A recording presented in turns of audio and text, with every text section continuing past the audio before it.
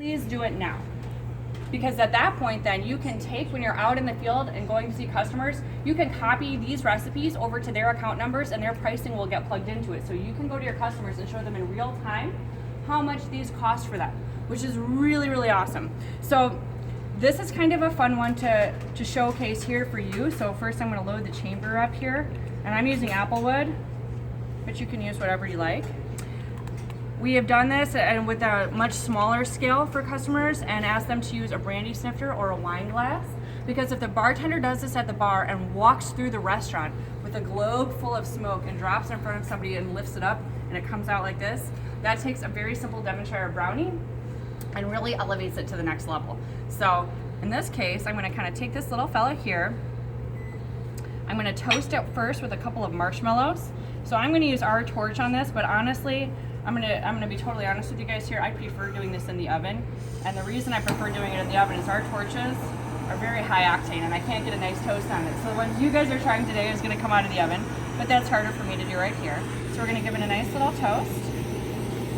So we're kind of having this smoked s'mores brownie.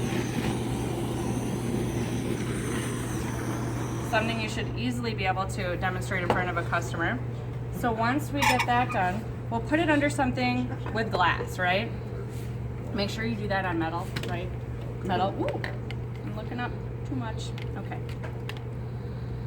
So you're gonna put the pipe right underneath, just kind of like this. I might have to have you pull that side up so that it doesn't pinch it right off, okay? So we'll put some more wood chips in. It's important if you sell this to someone that you make sure to get the small wood chips, because they're the only thing that works in the smoking gun. You ready? Yep.